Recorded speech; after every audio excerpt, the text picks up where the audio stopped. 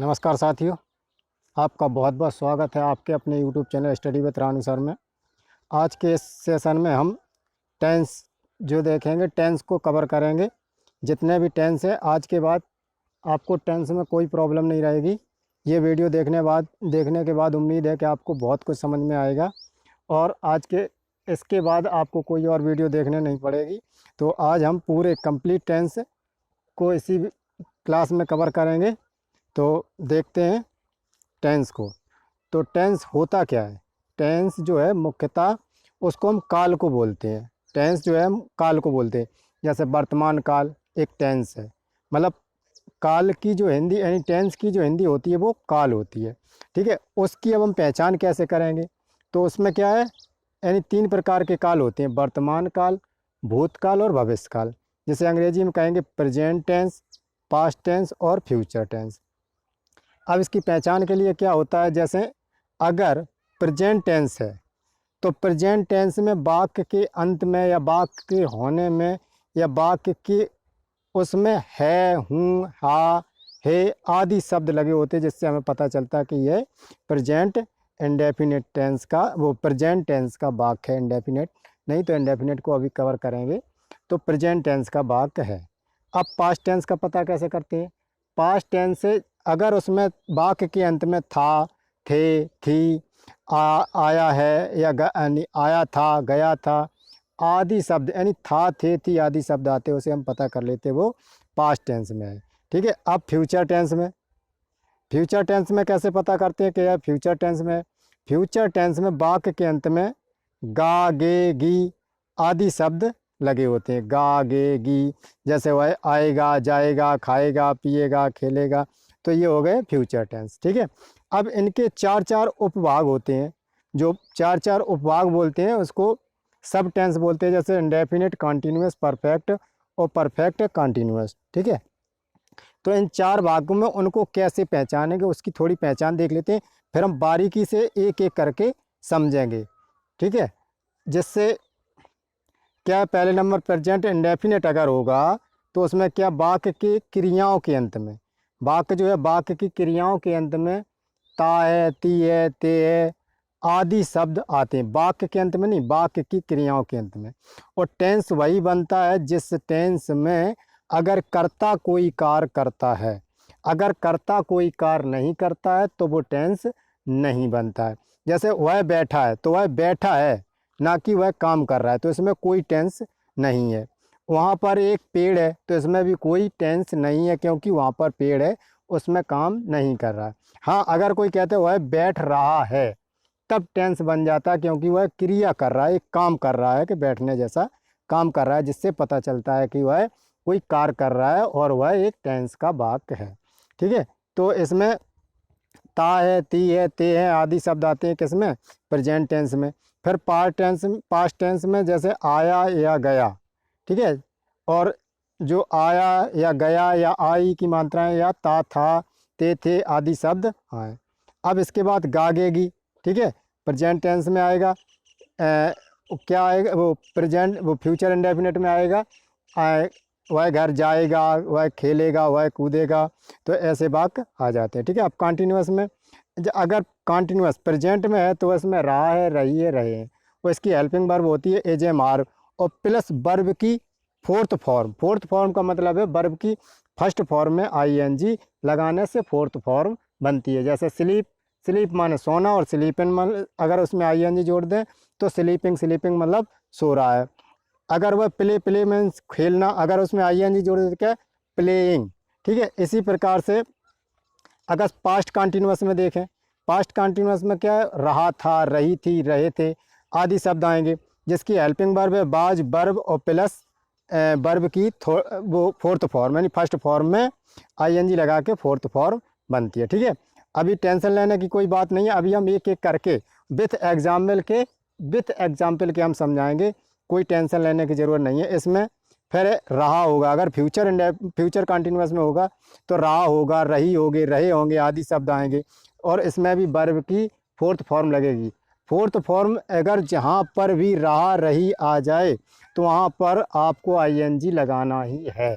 जहाँ पर चुका, चुकी, चुके, लिया है, किया है आदि शब्द आ जाएं तो वहाँ पर थर्ड फॉर्म लगाना ही लगाना है। ये कुछ फैक्ट होते हैं। अब परफेक्ट टेंस में देखते हैं। परफेक्ट टेंस अगर प्रेजेंट में है, प्रेजेंट परफेक्ट, तो उसमें लिया है, किया है, चुका है, चुकी है आदि शब्द आते हैं। इसमें वर्ब की थर्ड फॉर्म लगती है और हैज और हैव लगता है, मतलब हेल्पिंग वर्ब के रूप में। अब चुका था, चुकी थी, चुके थे, अगर पास्ट परफेक्ट टेंस में आता है तो इसकी पहचान ये होती है, इसमें हेड लगता है और वर्ब की थर्ड फॉर्म लगती है अगर कोई क्रिया हो रही है तो। वैसे अगर मेरे पास एक कोट था तो उसमें भी हेड लगाते हैं, लेकिन उसमें कोई क्रिया नहीं है, इसलिए वो कोई टेंस का वाक्य नहीं है। इसमें अगर क्रिया होगी तो वर्ब की थर्ड फॉर्म लगाएंगे, ठीक है।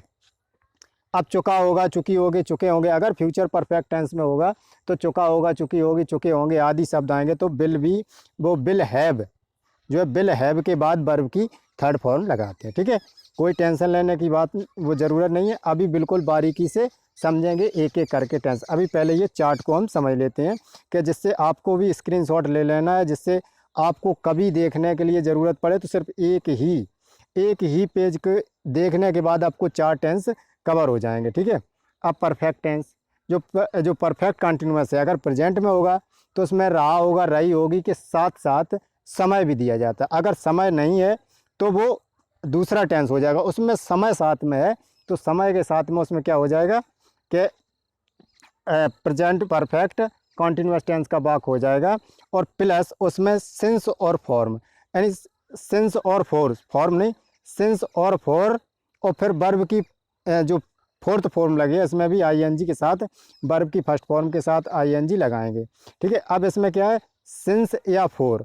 अब सिंस या फोर का मतलब है अगर निश्चित समय है, ठीक है, निश्चित समय है तो उसके लिए हम क्या लगाएंगे, सिंस, और अनिश्चित समय हो तो उसके लिए क्या लगाएंगे, फोर। लेकिन इसमें भी समझने की, अगर वाक्य में दिया गया है कि वह 2000 तक रहा या सन 2000 तक जीवित रहा तो इसमें सिंस या फोर नहीं लगेगा, क्योंकि इसमें तक लगा है। अगर किसी वाक्य में से यानी 2 घंटे से और क्रिया करना होता है तब इस वाक्य को हम लेंगे, ठीक है। इसी के साथ जैसे पास्ट परफेक्ट कंटिन्यूअस है जो टेंस है उसमें रहा था, रही थी के साथ में समय भी दिया जाता है। इसी के साथ अगर फ्यूचर परफेक्ट कंटिन्यूअस में रहा था, रही थी के साथ रहा होगा, रही होगी और रहे होंगे के साथ क्या होता है, समय भी दिया जाता है, ठीक है। अब हम चलते हैं आगे देखते हैं। तो पहला टेंस है प्रेजेंट इंडेफिनिट। जैसा कि आपको पता है कि बिल्कुल शुरुआत से लेकर हम चल रहे हैं और बड़ी ध्यान से पढ़ना, जितनी हम कायदे से जो हम समझाना चाह रहे हैं वही आप समझना, बिल्कुल उसी को आप नोटिस करना जो हम समझाना चाह रहे हैं बिल्कुल बारीकी से। आज आपको बिल्कुल समझ में आ जाएगा कि टेंस के दोबारा देखने की आपको ज़रूरत नहीं पड़ेगी कि हम टेंस को कोई और कहीं से सीखें। तो पहले प्रेजेंट इंडेफिनिट टेंस, ठीक है। इसमें कुछ अगर प्रेजेंट के देखें तो प्रेजेंट के 2 भाग होते हैं, एक सिंपल पास्ट और सिंपल प्रेजेंट।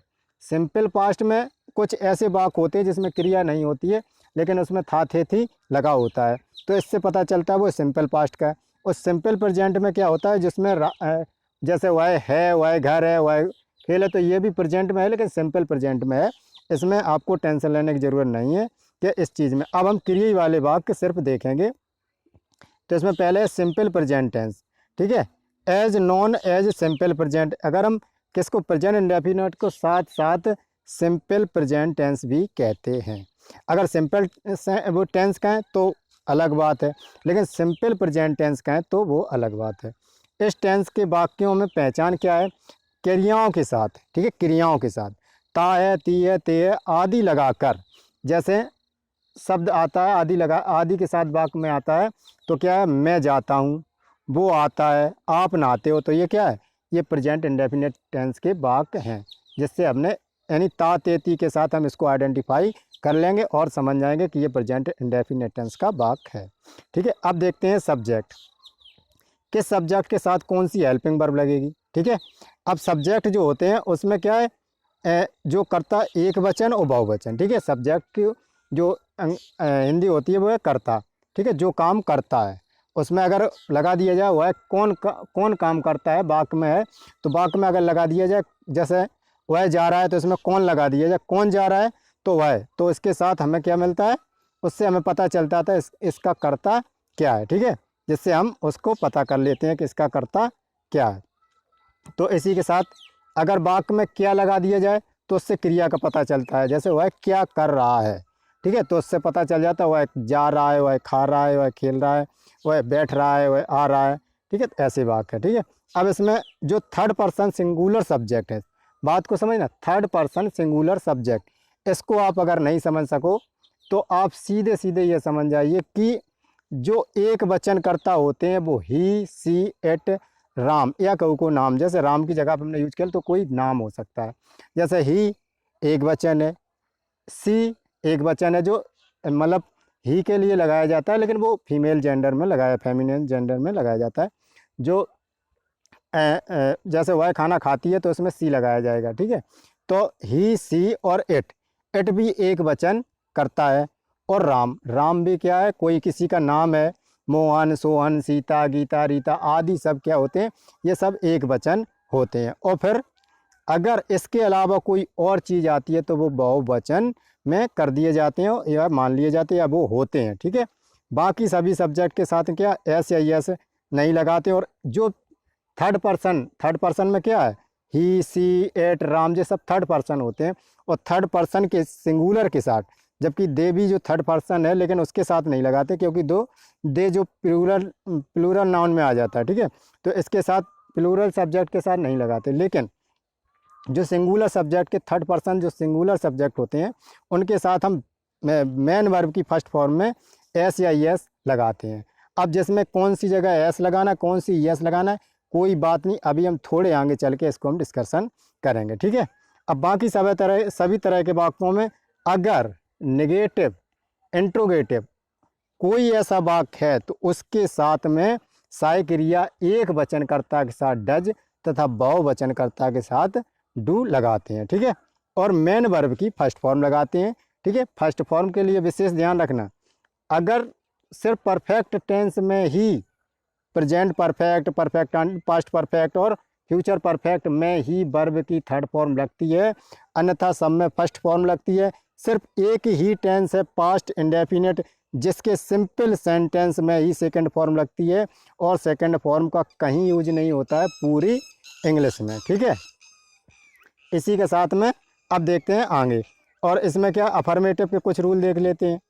अफर्मेटिव के रूल हैं, क्या है अफर्मेटिव, जो अफर्मेटिव का मतलब वो सकारात्मक या सिंपल सेंटेंस बोल रहे हो या साधारण वाक्य बोल रहे हो, तो इसमें क्या है, पहले सब्जेक्ट, ठीक है, सब्जेक्ट के साथ जौन सा सब्जेक्ट है, एक वचन या बहुवचन है, उसको हम आइडेंटिफाई करेंगे।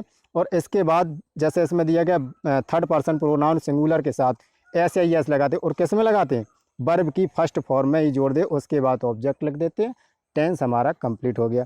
नहीं समझ में आएगा थोड़ी देर रुकिए, अभी हम एक एग्जाम्पल हर सेंटेंस का देखेंगे। ठीक है, इसके बाद नेगेटिव सेंटेंस, नेगेटिव सेंटेंस में क्या, अगर एक वचन करता हुआ, ठीक है, सब्जेक्ट के बाद अगर एक वचन करता हुआ तो डज के बाद नॉट लगाएंगे, और बहुवचन करता हुआ तो डू के बाद नॉट लगाएंगे, प्लस वर्ब की फर्स्ट फॉर्म में अब आईएनजी नहीं लगाएंगे। ठीक है, अब interrogative sentence, interrogative sentence are two types, one type is first of starting question word. ठीक है, जो अगर प्रश्नवाचक शब्द पहले से स्टार्ट होता है, क्वेश्चन वर्ड से स्टार्ट होता है, जैसे क्या हुआ है, घर जाता है, तो उस क्या की अंग्रेजी हम कहीं नहीं लगाएंगे। देखा है, कभी कभी हमने देखा है लड़के कहीं ना कहीं उसको डाल देते हैं, तो उस क्या से कंफ्यूज नहीं, अगर वो पहले आता है तो उस क्या की अंग्रेजी हम कहीं नहीं लगाएंगे। ठीक है, हाँ, अगर प्रश्नवाचक शब्द बीच में आते हैं, जैसे वह कहाँ जा रहा है, वह क्यों जा रहा है, वह क्या खा रहा है, वह कब आएगा, वह कितने बजे आएगा, तो इस ऐसी स्थिति में क्या करते हैं, तो उस प्रश्नवाचक शब्द की अंग्रेजी सबसे पहले बनाते हैं। ठीक है, अब देखते हैं नेगेटिव और इंट्रोगेटिव। जब नेगेटिव और इंट्रोगेटिव आते हैं तो एक बात हमेशा याद रखना कि हमेशा कर्ता के ही बाद नॉट लगाते हैं। जैसे वह क्यों नहीं खेल रहा है, तो इसमें क्या है, वह के बाद ही नॉट लगाएंगे, अदरवाइज ये किसी के साथ और कोई समझौता नहीं है, और हर टेंस में यही होगा, जितने भी टेंस अभी हम पढ़ेंगे, और हर टेंस में ये एक सेंटेंस होगा, और इस सेंटेंस का नियम सिर्फ यही होगा कि वो कर्ता के बाद सिर्फ हम नॉट लगाएंगे। ठीक है, जैसे WH वर्ड जो भी आए, अगर हेल्पिंग वर्ब आए तो हेल्पिंग वर्ब, अगर नहीं आए तो WH वर्ड आए, इसके साथ डज या डू, जो भी सिंगुलर सब्जेक्ट है तो डज, और प्लूरल सब्जेक्ट है तो डू, मतलब एक वचन है तो डज और बहुवचन है तो डू, इसके बाद सब्जेक्ट प्लस सब्जेक्ट के बाद नॉट, ठीक है, यानी कर्ता के बाद नॉट और वर्ब की फर्स्ट फॉर्म प्लस सब वो ऑब्जेक्ट, ठीक है। अब देखते हैं सकारात्मक वाक्यों की, जो अभी हम बात पता कर रहे थे, जो सकारात्मक वाक्यों में क्रिया के अंत में कब एस लगाएं और कब ई एस लगाएं, ठीक है। तो इसको देखते हैं। अगर सकारात्मक वाक्यों में जैसे rule of E S and the verb, जो एंड के वर्ब के एंड में लगाते हैं, कब लगाएं? इफ़ द वर्ब एंड्स ओ, अगर ओ से कोई क्रिया जो है वो क्रिया है, वर्ब है, वो ओ से, उसकी मीनिंग में लास्ट में अक्षर ओ आता है, जैसे गो, गो के साथ लास्ट का लेटर कौन आता है? ओ, तो ओ के साथ हम ई लगाएंगे, ई एस, ठीक है। ओ के साथ क्या लगाएंगे? E S. तभी आपने देखा हो कभी कभी गोज टू स्कूल होता है, ठीक है। तो जैसे गो क्या हो जाएगा? गो बिकम्स गोज, ठीक है। डू बिकम डज, ठीक है। तो ऐसे वाक्यों में ई एस लगाते हैं। अब इसमें क्या? If the verb and with S या कोई ई एस होए, अगर कोई वाक्य जो है यानी जो वर्ब है वो एस या ई एस से एंड होती है, तो इसमें क्या करते हैं? जैसे किस को बिकम्स कौन हो जाए? किसेस, बज को क्या हो जाएगा? बजेस, ठीक है।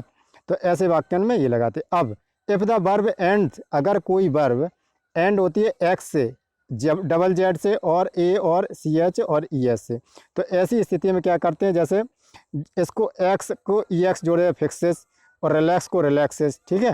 तो ऐसी स्थिति में वो लगाते हैं ई एस। अब हम क्या करते हैं? अगर जैसे वाई है और वाई के स्थान पर भी क्या, वाई को हटाकर उसमें आई एस जोड़ देते हैं, आई के साथ एस जोड़। अब रूल एस का, एस कब लगाएं? ठीक है। अब रूल एस का क्या है? If the verb and the by, अगर बाई या कोई वॉवेल्स, ठीक है, तो एंड होती है, तो उसके साथ है it is use ed and s, ठीक है। जैसे से को क्या हो जाएगा? सेस, प्ले को प्लेस, ठीक है। तो ऐसी बात में अगर बाई के पहले कोई वॉवेल्स मतलब कोई स्वर आता है तो उसमें एस लगा देते हैं, ठीक है। अब इसके बाद देखते हैं, एक एक उदाहरण से समझते हैं।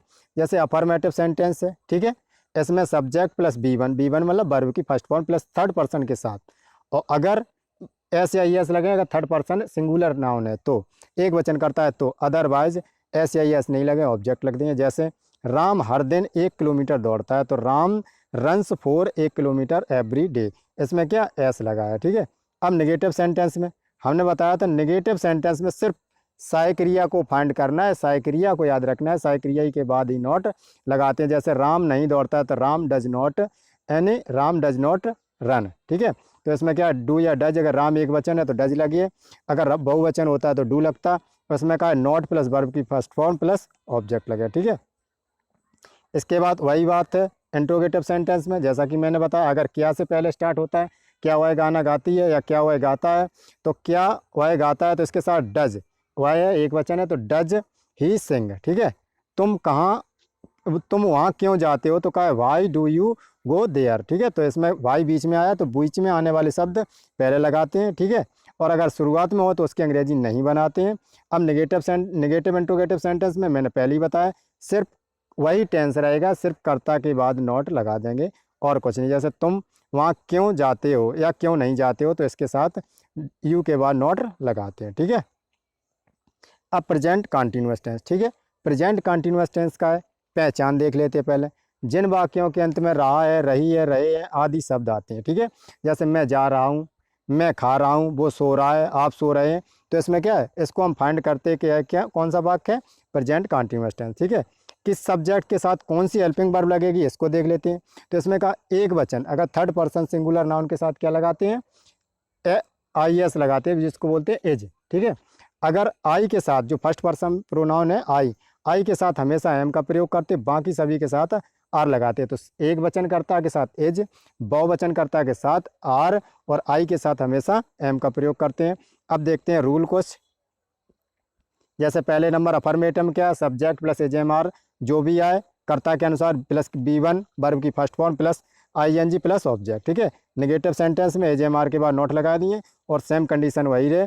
इंट्रोगेटिव सेंटेंस में अगर वाक्य पहले आते क्या, वाक्य के पहले क्या आते हैं तो उसकी अंग्रेजी नहीं बने, कर्ता के अनुसार एज एम आर को वाक्य से स्टार्ट करेंगे, वाक्य को स्टार्ट करेंगे, और नेगेटिव इंट्रोगेटिव में सिर्फ कर्ता के बाद नोट लगा देंगे। ये चीज़ हमें हमेशा रट लेनी है।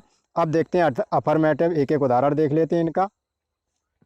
अब अफर्मेटिव सेंटेंस क्या है, सकारात्मक वाद सब्जेक्ट प्लस एजेएमआर प्लस बी1 प्लस आईएनजी प्लस ऑब्जेक्ट, ठीक है, वह टहलने जा रहा है, तो कहा he is going to walk, ठीक है। मैं पढ़ रहा हूँ, तो मैं तो आई के साथ क्या है, एम लगाएंगे, तो आई एम स्टडिंग, ठीक है, फर्स्ट फॉर्म में आईएनजी जोड़िए। नेगेटिव सेंटेंस में क्या है, जैसे वह घर नहीं जा रहा है, ठीक है, वह घर नहीं जा रहा, तो he is not going to home, is के बाद क्या लगाते हैं, यानी हेल्पिंग वर्ब के बाद नॉट लगाते हैं, ठीक है। इंट्रोगेटिव जो प्रश्नवाचक वाक्य हैं इसमें दो प्रकार के होते हैं, जैसे अगर वह क्यों सो रही है या क्या मैं पत्र लिख रहा हूँ, अगर क्या पहले आ गया तो उसके मैं के अनुसार यानी कर्ता के अनुसार इसमें लगाएंगे am I writing a letter, वह क्यों रो रही है, तो क्या है why is she crying, crying मतलब रोना, तो सी रोना, ठीक है। अब इसमें क्या है इंट्रोगेटिव में क्या है, सिर्फ सब्जेक्ट के बाद नोट लगा दिए और इसके बाद कोई ज़रूरत नहीं है, इसमें कोई ज़्यादा सीखने वाली बात नहीं है, कर्ता के बाद नोट लगाते हैं बस, ठीक है। इसमें दिया गया देखो ये कर्ता के बाद नोट है, जैसे उन्होंने खाना क्यों नहीं खाया, इसमें क्यों भी आया और नहीं भी आया, तो ये कौन सा वाक्य है, नेगेटिव इंट्रोगेटिव। अब इसमें क्या करते हैं, कर्ता के बाद दे के बाद नोट लगा देते हैं, ठीक है, जो दे एक सब्जेक्ट है। अब इसके बाद देखते हैं अगला टेंस प्रेजेंट परफेक्ट कंटिन्यूअस, ठीक है। प्रेजेंट परफेक्ट कंटिन्यूअस में क्या है, पहचान क्या है, जिन वाक्यों में चुका है, चुकी है, लिया है, किया है, दिया है आदि शब्द, या की है, ली है, दी है आदि शब्द आते हैं, ठीक है। या जैसे मैं समझ लो कि आई की मात्रा के बाद है, हूँ, आदि शब्द आते हैं, तो एक वचनकर्ता के साथ है, जो बहुवचनकर्ता के साथ हैव लगाते हैं, ठीक है। अब सिंपल सेंटेंस में क्या है, वर्ब की थर्ड फॉर्म लगाते हैं, जैसे सब्जेक्ट प्लस हैज हैव, एक वचन है तो हैज और बहुवचन है तो हैव प्लस वर्ब की थर्ड फॉर्म प्लस ऑब्जेक्ट, ठीक है। अब नेगेटिव सेंटेंस में क्या करते हैं, हैज हैव के बाद नॉट लगाते हैं और कुछ नहीं है, सेम टू सेम वही है, वर्ब की थर्ड फॉर्म लगनी है, ऑब्जेक्ट लगनी है। इंट्रोगेटिव में क्या है, अगर वाक्य के पहले क्या से शुरू होता है तो उसे कर्ता के अनुसार, वाक्य क्या से शुरू होता है, कर्ता के अनुसार हैज या हैव से स्टार्ट करेंगे वाक्य को, और मेन वर्ब की थर्ड फॉर्म लगनी है और सब्जेक्ट उसके बाद लिखेंगे। फिर ये सूत्र दिया गया है, इसके अनुसार आप इसका स्क्रीनशॉट ले सकते हैं और जिसको आप सूत्र से यानी फॉर्मूलेट करके आप टेंस को किसी भी तरीके से बना सकते हैं, ठीक है। अब अगर कहीं पर इंट्रोगेटिव नेगेटिव दोनों आ जाते हैं तो क्या है, सिर्फ एक ही बात हमने बताई, सब्जेक्ट के बाद नोट लगाना है और सेम कंडीशन वही रहेगी, ठीक है। अब एक एक उदाहरण देख लेते हैं, जैसे मेहमान जा चुके हैं तो द गेस्ट हैव लेफ्ट, ठीक है, लेफ्ट की थर्ड फॉर्म है, तो हमने परिसर को घेर लिया तो we have surrounded the premises. अब देखो नेगेटिव सेंटेंस में हैज हैव के बाद नोट लगाएंगे, वर्ब की थर्ड फॉर्म लगाएंगे, ठीक है। वे अभी तक नहीं पहुँचे तो कहा they have not arrived yet, ठीक है। अब इसके बाद देखते हैं इंट्रोगेटिव में अगर क्या पहले क्या आता है तो उसकी अंग्रेजी हम बनाते नहीं हैं, ठीक है, उसकी अंग्रेजी नहीं बनाते, तो क्या है, जैसे क्या उसने आपकी किताब पढ़ी, तो has she read your book. Ram कहाँ गया, तो कहा वेयर हैज राम गॉन, ठीक है, क्योंकि कहाँ पहले बीच में आ गया, ठीक है, तो अगर प्रश्नवाचक शब्द बीच में आते हैं तो उसकी अंग्रेजी सबसे पहले बनाते हैं। अब देखते हैं नेगेटिव इंट्रोगेटिव में क्या है, कर्ता के बाद सिर्फ नोट लगाते हैं, सब्जेक्ट के बाद और कोई चीज़, जैसे उसने खाना क्यों नहीं खाया, तो भाई हैज ही नॉट, ही करता है तो ही के बाद नोट लगाते हैं, ईट इन द फूड वर्ब की थर्ड फॉर्म लगाते हैं, ठीक है। अब इसके साथ देख ले प्रेजेंट परफेक्ट कंटिन्यूअस में क्या है, इस टेंस में रहा है, रही है, रहे आदि के साथ साथ समय भी दिया जाता है, जैसे वह 2 बजे से खेल रहा है, वह 3 बजे से खेल रहा है, वह कई घंटों से खेल रहा है, तो ऐसे वाक्यों में क्या आप सिंस का प्रयोग कहाँ करेंगे, जैसे word is the sins use the expression express the exact time, जो एग्जैक्ट टाइम होता है, जो निश्चित समय होता है उसमें सिंस लगाएंगे, और जो अनिश्चित समय होता है जिसकी समयावधि निश्चित नहीं है उसमें हम फोर लगाएंगे, ठीक है। अब जैसे और इसकी जो हेल्पिंग वर्ब है एक वचनकर्ता के साथ हैज बीन और बहुवचनकर्ता के साथ हैव बीन लगाते हैं, और मेन वर्ब की फर्स्ट फॉर्म में आईएनजी जोड़ देते हैं, प्लस लास्ट में जाके सिंस या फोर लगाते हैं, उसके बाद टाइम लगाते हैं, जैसे सब्जेक्ट प्लस हैज के बाद बीन प्लस वर्ब की फर्स्ट फॉर्म प्लस सिंस या फोर प्लस टाइम लगाते हैं, ठीक है। अब सब्जेक्ट नेगेटिव सेंटेंस में इसमें हैज और हैज के बाद और बीन से पहले यानी हैज और बीन के बीच में नोट लगाते हैं और सेम कंडीशन वही रहती है, और नेगेटिव सेंटेंस में वही है नियम, अगर प्रश्नवाचक शब्द के मतलब पहले आते हैं क्या से स्टार्ट होते हैं तो पहले हैज और बीन से हैज से स्टार्ट करेंगे, हैज हैव से, उसके बाद सब्जेक्ट फिर बीन प्लस वर्ब की फर्स्ट फॉर्म प्लस आईएनजी और उसके बाद सिंस या फोर, उसके बाद टाइम दे देते हैं, ठीक है। अगर बीच में प्रश्नवाचक शब्द आते हैं तो उसमें क्या है, पहले नंबर प्रश्नवाचक शब्द की अंग्रेजी plus has have plus subject plus been plus verb की first form plus ING plus since या फोर प्लस टाइम लगाए। अब अफर्मेटिव सेंटेंस देख लेते हैं, और इंट्रोगेटिव नेगेटिव वही है, सब्जेक्ट के बाद नोट लगाते हैं, ठीक है। वह 1947 से यहाँ रह रहा है, तो he has been living here since 1947, ठीक है। अब इसके बाद देखो नेगेटिव सेंटेंस में कोई दिक्कत नहीं, वह रविवार से पढ़ाई नहीं कर रहा है, तो क्या है, ही हैज़ नॉट, नॉट के बाद हैज़ के बाद नॉट, नॉट के बाद been studying since Sunday, since क्योंकि निश्चित समय है, ठीक है। अब जैसे पहले क्या हुआ है, 25 साल से पढ़ा रही है, तो क्या है, क्या क्या पहले आ गया, तो हैज़ सी बीन, मतलब पहले क्या हैज़ लगाएंगे, फिर सी बीन टीचिंग फॉर 25 ईयर, ठीक है। अब इसके बाद वे पिछले सप्ताह से क्यों लड़ रहे हैं, तो दे हैव, पहले क्यों है, क्यों की अंग्रेजी पहले आएगी, भाई have they been fighting since last week, ठीक है। अब इसके बाद अगर वही है नेगेटिव इंट्रोगेटिव हो तो कर्ता के बाद नोट लगाएंगे, इसकी कोई ज़रूरत नहीं है। अब पास्ट इंडेफिनिट में, पास्ट इंडेफिनिट में क्या है, जैसे वाक्य के अंत में ता था ती थे ते थे आदि के साथ साथ या कोई आई की मात्राएँ आएँ, स्वर की मात्राएँ आएँ, आई ऊ की मात्राएँ आएँ, तो उसमें समझ जाते हैं कि पास्ट इंडेफिनिट का है। इसमें क्या करते हैं, सिंपल सेंटेंस में क्या करते हैं, अगर सकारात्मक वाक्य है उसमें कोई एक वचन दो वचन से कोई मतलब नहीं, सिर्फ सिंपल सेंटेंस के साथ हम वर्ब की सेकंड फॉर्म लगाते हैं और ऑब्जेक्ट लगाते हैं, सब्जेक्ट प्लस वर्ब की सेकंड फॉर्म प्लस ऑब्जेक्ट, इसके बाद कोई नया चीज़ नहीं लगाते हैं। और अगर नेगेटिव इंट्रोगेटिव है तो इसमें वर्ब की फर्स्ट फॉर्म कर देंगे और साइक्रिया डेड के बाद नोट लगाएंगे, या कोई जो भी रूल हो नेगेटिव इंट्रोगेटिव के साथ, वो हम देखते हैं। देखिए अफर्मेटिव क्या है, सब्जेक्ट प्लस वर्ब की सेकंड फॉर्म प्लस ऑब्जेक्ट। अब अगर नेगेटिव हो तो डेड के बाद नोट लगाएंगे, लेकिन मेन वर्ब जो सेकंड फॉर्म आती है उसको फर्स्ट फॉर्म बदल दिए। अब अगर कोई क्या से पहले वाक्य शुरू होते हैं तो साइक्रिया डेड से स्टार्ट करेंगे, अगर बीच में प्रश्नवाचक शब्द आते हैं तो उसकी अंग्रेजी सबसे पहले लगाते हैं, फिर डेड लगाएंगे, फिर सब्जेक्ट प्लस वर्ब की फर्स्ट फॉर्म प्लस ऑब्जेक्ट, ठीक है। अब एक एक उदाहरण देख लेते हैं। तो एक एक उदाहरण का, वे टहलने के लिए गए हैं, तो they went to out for walk, ठीक, वे टहलने के लिए बाहर गए हैं। अब इसके साथ नेगेटिव सेंटेंस में, नेगेटिव सेंटेंस में क्या है, डेड के बाद नोट लगाते हैं, वर्ब की फर्स्ट फॉर्म लगाए, जैसे वे समय पर बस नहीं पकड़ सके, तो they could not catch the bus on time, ठीक है। अब इसके बाद है इंट्रोगेटिव सेंटेंस। इंट्रोगेटिव सेंटेंस में अगर क्या से वाक्य स्टार्ट होता है तो उसके वाक्य पहले क्या लगाएंगे, डिड लगाएंगे। Did you like this the book, यानी क्या तुम आपको किताब पसंद आई, या वह क्यों घर गया, तो कहा है why did he go to home, क्योंकि इसमें क्यों पहले बीच में आ गया तो उसकी अंग्रेजी सबसे पहले बनाएंगे। अब इंट्रोगेटिव नेगेटिव के साथ डिड यानी सब्जेक्ट के बाद नोट लगा दें, और कुछ नहीं है। जैसे क्या मैं अपने दस्तावेज नहीं लाया, तो कहा did I not bring my document, ठीक है। अब इसके बाद देखते हैं पास्ट कंटिन्यूअस टेंस, ठीक है। पास्ट कंटिन्यूअस टेंस की पहचान क्या है, जिन वाक्यों के अंत में रहा था, रही थी, रहे थे आदि शब्द आते हैं तो क्या है, पास्ट कंटिन्यूअस टेंस है। जैसे एक वचनकर्ता के साथ क्या लगाते हैं, बाज, और बहुवचनकर्ता के साथ बर लगाते हैं, ठीक है। मेन वर्ब की फर्स्ट फॉर्म में ING लगा देंगे, बस और कुछ नहीं है।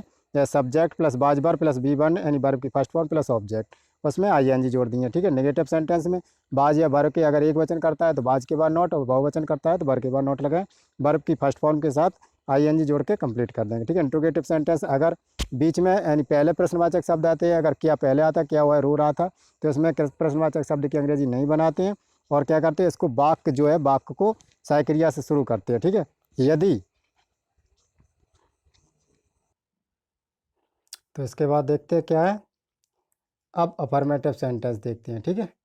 अफर्मेटिव मतलब सकारात्मक वाक्य, तो जिसमें क्या है, एक वचनकर्ता के साथ क्या है, सब्जेक्ट, जैसे वह एक वचन करता है तो वह एक आर्टिकल लिख रहा था, तो इसमें क्या हो गया कि बाज लगेगा, इसके साथ एक वचनकर्ता के साथ बाज, और बहुवचनकर्ता के साथ वर्ब, और वर्ब की फर्स्ट फॉर्म में ING जोड़ दिए प्लस ऑब्जेक्ट, ठीक है। अब ही बाज राइटिंग एन आर्टिकल, ठीक है, एक आर्टिकल। तो इसके बाद देखते हैं नकारात्मक वाक्य, ठीक है।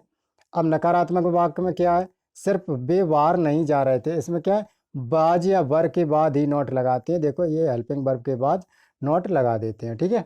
अब देखते हैं इंट्रोगेटिव सेंटेंस। इंट्रोगेटिव सेंटेंस में वही नियम है, अगर प्रश्नवाचक शब्द पहले आते, जैसे क्या है, वे स्कूल जाने के लिए निकल रहे थे, तो क्या है, के को क्या के साथ बे है, बे बहुवचन तो वर लगा दिया, ठीक है। Were they living to go to college, ठीक है। अब वे पिकनिक का आयोजन कहाँ पर कर रहे थे, तो कहाँ है, कहाँ प्रश्नवाचक शब्द है तो क्या वेयर, अगर बीच में आए तो उसकी पहले अंग्रेजी where were they organising the picnic, ठीक है।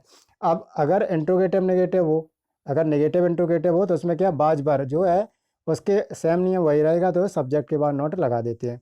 जैसे इसमें देखो तुम मुझे फॉलो क्यों नहीं कर रहे हो, तो कहो भाई आर यू, वो भाई were you not calling out to me. ठीक है, तो इसमें क्या है, जो कर्ता के बाद यानी सब्जेक्ट के बाद नॉट लगाते, जैसे ये सब्जेक्ट के बाद नॉट लगा है। ठीक है, अब देखते हैं अगला टेंस। तो क्या है, अगला टेंस है पास्ट परफेक्ट टेंस। अब इस वाक्य में क्या है, सेम वही है, चुका चुकी और लिया और किया के बाद सिर्फ क्या है, था लग जाएगा। चुका था, चुकी थी, लिया था, किया था, या ली थी या दी थी या की थी आदि सब लगा देते। ठीक है, इसमें क्या है, इसमें सिर्फ एक वचन होता है ना बहुवचन, सिर्फ एक ही हेल्पिंग वर्ब होती है, वो है हैड। ठीक है, अब इसमें हैड के बाद अब वर्ब की थर्ड फॉर्म लगाते, क्या बी3 लगाते। ठीक है, इसके बाद कुछ नहीं है, जैसे subject plus head plus verb की थर्ड फॉर्म प्लस ऑब्जेक्ट। अगर नेगेटिव सेंटेंस है तो सिर्फ हेड के बाद यानी हेल्पिंग वर्ब के बाद नॉट लगा देते हैं। अगर पहले वो आता है प्रश्नवाचक शब्द, इंट्रोगेटिव सेंटेंस में अगर ए टाइप का है, हमें पहले प्रश्नवाचक शब्द क्या से वाक्य शुरू होता है तो उसके पहले क्या लगाते हैं, हेड, उसके बाद सब्जेक्ट प्लस वर्ब की थर्ड फॉर्म प्लस ऑब्जेक्ट। ठीक है, अब इसके बाद अगर नेगेटिव इंट्रोगेटिव में आ जाए तो वही है कि सब्जेक्ट के बाद नॉट लगाते हैं और कुछ नहीं है। ठीक है, अब एक एक उदाहरण देख लेते हैं इनका। अफर्मेटिव सेंटेंस की, उसने बचपन में कई सर्जरी करवाई थी। He had undergone numbers of the surgeries during the childhood, बचपन में। अब नेगेटिव सेंटेंस देख, वे स्कूल नहीं गए, they had not gone to school. ठीक है, साइक्रिया के बाद हैड के बाद नॉट लगा देते हैं। इंट्रोगेटिव सेंटेंस में पहले वाला क्या है, जैसे क्या से शुरू होने वाले वाक्य क्या है, क्या उसने क्या आपने अपनी परीक्षा की तैयारी की थी, तो क्या हैड, हैड यू के साथ प्रिपेयर्ड फॉर योर एग्जामिनेशन। ठीक है, तो यू मतलब क्या है, सब्जेक्ट है, तो सब्जेक्ट के पहले क्या लगाते, हैड। हैड क्यों लगाएंगे, क्योंकि प्रश्नवाचक शब्द वाक्य के पहले आया है। ठीक है, अब अगर नेगेटिव इंट्रोगेटिव हो तो उसमें सब्जेक्ट के बाद नॉट लगाते हैं और सेम कंडीशन वही रहती है।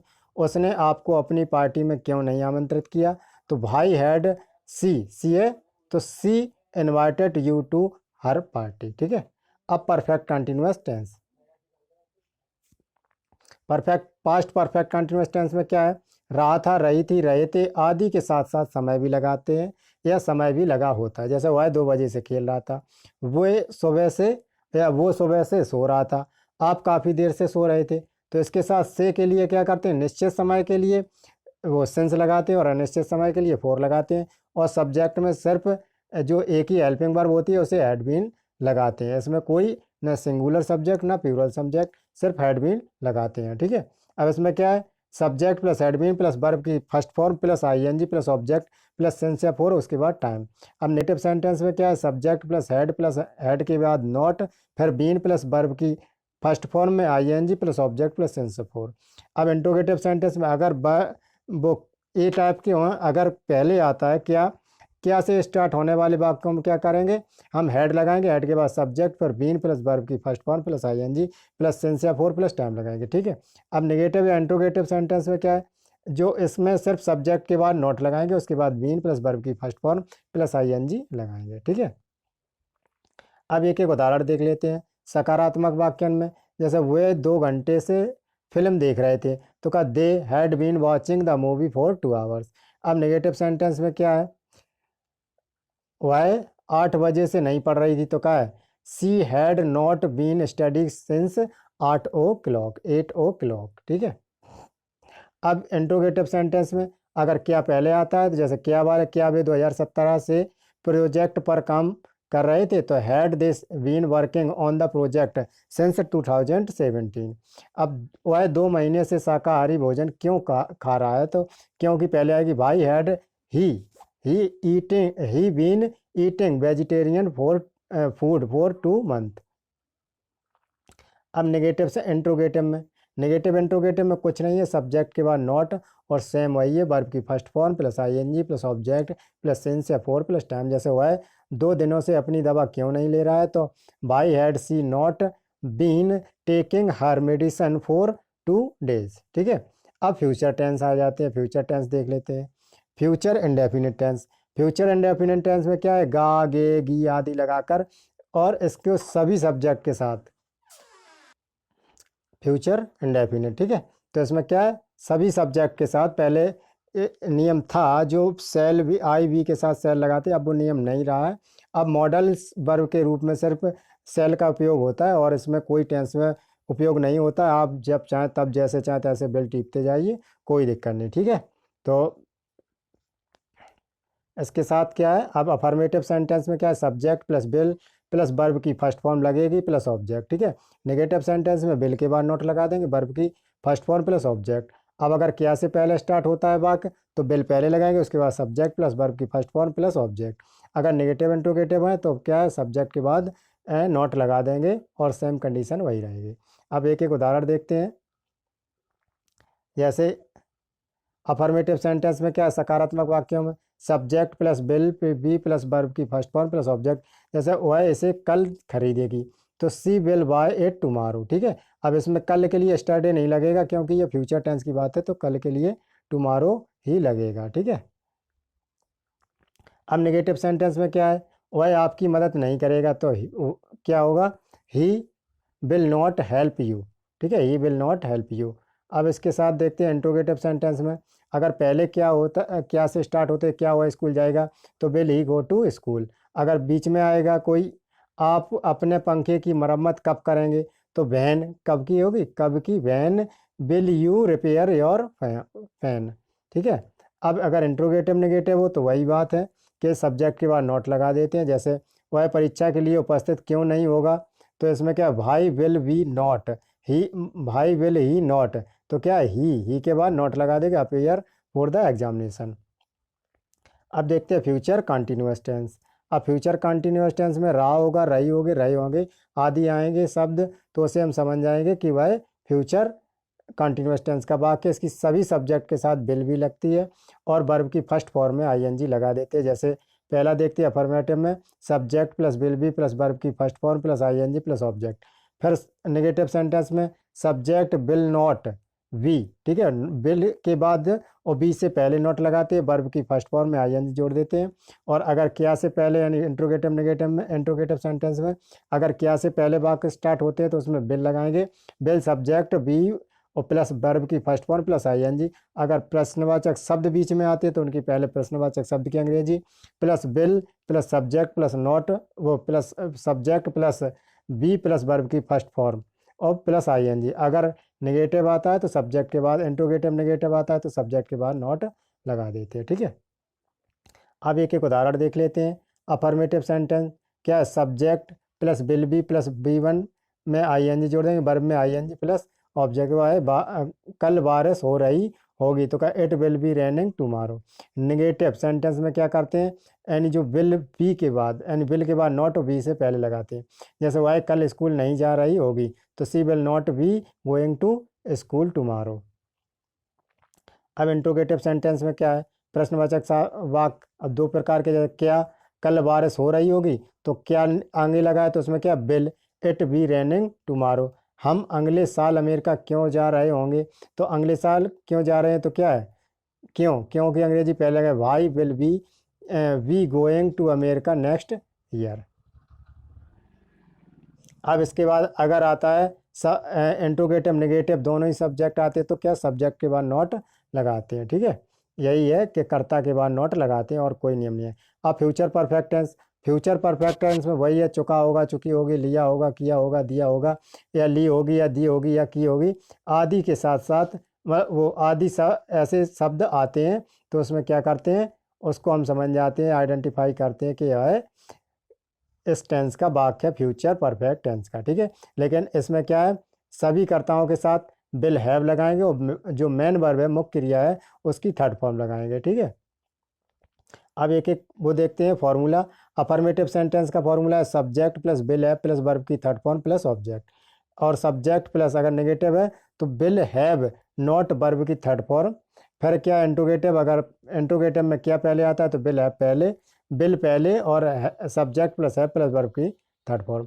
अगर इंट्रोगेटिव नेगेटिव है कोई तो उसमें सब्जेक्ट के बाद नॉट लगाते हैं, और अगर प्रश्नवाचक शब्द बीच में आते हैं तो उसकी अंग्रेजी सबसे पहले बनाते हैं, उसके बाद हेल्पिंग वर्ब, उसके बाद सब्जेक्ट, उसके बाद जो वर्ब की थर्ड फॉर्म प्लस ऑब्जेक्ट, ठीक है।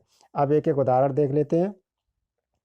अफर्मेटिव सेंटेंस की क्या है, वह 2020 तक ग्रेजुएशन कर चुकी होगी तो she will have graduate by 2020। अब नेगेटिव सेंटेंस में क्या है, वह 2025 तक पैसा नहीं कमा चुका होगा। तो क्या है इसका, यानी नहीं कमा होगा तो बस बिल के बाद, जैसे ही will not have earn a lot of money 2025 तक, बाई 2025 तक, ठीक है। अब क्या है, इंट्रोगेटिव सेंटेंस में अगर क्या पहले है, क्या हुआ है 2025 तक ग्रेजुएशन कर चुकी होगी, तो क्या होगा, will see have graduate by 2020, ठीक है। अब नेगेटिव सेंटेंस में अगर इसमें आ जाए नकारात्मक, तो उसके साथ क्या करते हैं, सब्जेक्ट के बाद नॉट लगाते हैं, अगर इंट्रोगेटिव और नेगेटिव दोनों ही आ जाते हैं। जैसे क्या हुआ है 2025 तक बहुत पैसा नहीं कमा चुका होगा, तो bill he have earn a lot of money by 2025, ठीक है, 2025। अब इसमें क्या, फ्यूचर परफेक्ट टेंस, ये फ्यूचर परफेक्ट टेंस है। इसमें क्या है, रहा होगा, रही होगी, रहे होंगे, आदि के साथ साथ समय भी दिया जाता है। नियम वही है, निश्चित समय के लिए सिंस, अनिश्चित समय के लिए फोर। निश्चित समय समझे, जैसे सुबह से, शाम से, दोपहर से, कल से, आज से, एक महीने से, एक वर्ष से, ये निश्चित समय। अनिश्चित समय की बात आ जाती है तो 2 घंटे से, कई घंटों से, कई दिनों से, कई हफ्तों से, कई महीनों से, कई सालों से। तो इसमें क्या, उसमें लगाते क्या, फोर लगाते, ठीक है। अब इसमें सभी सब्जेक्ट के साथ क्या, विल हैव बीन लगाते, ठीक है। विल हैव बीन और वर्ब की जो है फर्स्ट फॉर्म के साथ आईएनजी जोड़ देते हैं, जैसे subject plus will have been plus verb की first form plus ING plus object plus since या फोर प्लस क्या है टाइम, सिंस या फोर या फॉर्म भी लगा देते हैं तो इसमें टाइम, ठीक है। अब सब्जेक्ट विल नॉट हैव, जो बिल के बाद नॉट लगाएंगे, उसके बाद हैव बीन प्लस वर्ब की फर्स्ट फॉर्म में ING plus object plus since या फॉर में प्लस टाइम दे देते हैं। फिर क्या है, अगर प्रश्नवाचक शब्द जो है इंट्रोगेटिव सेंटेंस में क्या पहले आता है तो उसे बिल पहले लगाते, फिर सब्जेक्ट, फिर हैव बीन प्लस वर्ब की first form plus ING plus object plus since या फोर प्लस टाइम, ठीक है। अगर प्रश्नवाचक शब्द बीच में आते हैं तो पहले सब प्रश्नवाचक वर्ड की अंग्रेजी, इसके बाद बिल, फिर सब्जेक्ट, फिर उसके बाद मतलब सब्जेक्ट के बाद बी1 वो हैव बीन, फिर बी1 के बाद आईएनजी, फिर ऑब्जेक्ट प्लस सिंस या फोर। अब अगर नेगेटिव इंट्रोगेटिव आते सेम नियम वही रहेगा, सिर्फ सब्जेक्ट के बाद नॉट लगा देते। अब इसके देख लेते हैं एक एक उदाहरण। क्या हुआ है, सुबह से खेल रहा होगा, तो क्या he will have playing since morning, ठीक है। अब नेगेटिव सेंटेंस में हुआ है सुबह से नहीं खेल रहा हो, तो इसमें क्या है, विल के बाद नॉट लगाएंगे, हैव बीन उसके बाद में लगाएंगे, he will not have been playing since morning, ठीक है। और इंट्रोगेटिव सेंटेंस में क्या है, WH वर्ड अगर पहले प्रश्नवाचक शब्द से स्टार्ट होते हैं, जैसे क्या से स्टार्ट होने वाले वाक्य में will he have been playing since morning, ठीक है। जैसे क्या हुआ है, सुबह से खेल रहा था। अब वह सुबह से क्यों खेल रहा था, तो इसमें क्या है, वह क्यों सुबह से खेल रहा था, तो इसमें क्या है, will be have been playing since morning. अब उसमें क्यों नहीं खेल रहा था, इसमें क्या है, सब्जेक्ट के बाद, जैसे ही के बाद नॉट लगाते हैं, ठीक है। तो इसी के साथ आज हमने टेंस के पूरे 12 टेंस के जो 12 टेंस है पूरे को कवर किया अच्छी तरीके से, और उम्मीद है कि आपको बहुत बहुत बहुत पसंद आया होगा और बहुत समझ में आया होगा। और इसी के साथ इस वीडियो में जितने थे हमने हर तरीके से हर प्रकार से आपको समझाने की कोशिश की है, ठीक है। तो इसी के साथ इस क्लास को समाप्त करते हैं। क्लास लंबी ज़रूर हुई है लेकिन आपके लिए बहुत हेल्पफुल होगी। नमस्कार।